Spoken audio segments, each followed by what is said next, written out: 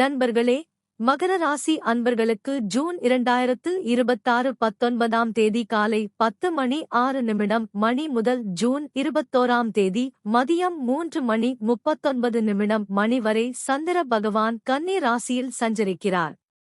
மகர ராசியிலிருந்து கன்னி ராசி 9ஆம் இடமாக அமைகிறது. கோசார சந்திரன் 9ஆம் இடத்தில் பயணிக்கும் இந்த காலத்தில் சில காரியங்களில் கூடுதல் பொறுமையும் நிதானமும் தேவைப்படலாம். அதே நேரத்தில் வாழ்க்கையை புதிய கோணத்தில் சிந்தித்து திட்டமிடுவதற்கான வாய்ப்புகளும் உருவாகும். இந்த நாட்களில் முக்கிய முடிவுகளை எடுக்கும் முன் நன்கு ஆராய்ந்து செயல்படுவது நல்லது.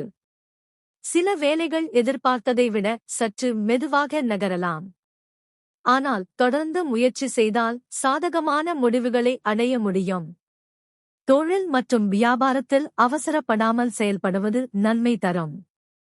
அனுபவமிக்க நபர்களின் ஆலோசனைகளை கேட்டு செயல்பட்டால் தேவையற்ற சிரமங்களை தவிர்க்க முடியும். புதிய திட்டங்களை தொடங்குபவர்கள் அனைத்து விவரங்களையும் சரிபார்த்து முன்னேறுவது நல்லது. உடல் உழைப்பு சற்று அதிகரிக்கக்கூடும். எனவே ஓய்வு மற்றும் ஆரோக்கியத்தில் கவனம் செலுத்துவது அவசியம். உணவு முறையிலும் நேர ஒழுங்கிலும் கவனம் செலுத்தினால் புத்துணர்ச்சி நிலைக்கும். குடும்ப உறுப்பினர்களின் ஆதரவு உங்களுக்கு மன உறுதியை அளிக்கும்.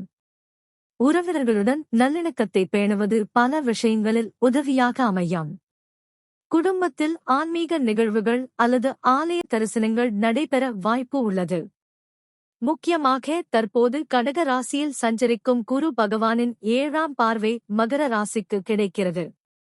இதனால் குருவின் அருள் மற்றும் பாதுகாப்பு உங்களுக்கு கிடைக்கிறது. சில தாமதங்கள் இருந்தாலும் இறுதியில் நல்ல முடிவுகள் கிடைக்க வழிவகுக்கும்.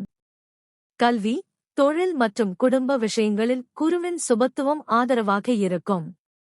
ஆன்மீக ரீதியாக தட்சிணாமூர்த்தி, குரு பகவான் அல்லது சிவபெருமானை வழிபடுவது மன அமைதியையும் நல்ல முன்னேற்றத்தையும் வழங்கும். வியாழக்கிழமையில் மஞ்சள் பூவால் அர்ச்சனை செய்வது சிறப்பான பலனை தரும். பொறுமை, நிதானம், இறைநம்பிக்கை மற்றும் குருவின் அருளால் முன்னேற்றத்தை நோக்கி நகர்த்தும் சந்திர கோசார காலமாக இது மகர ராசிக்காரர்களுக்கு அமைகிறது.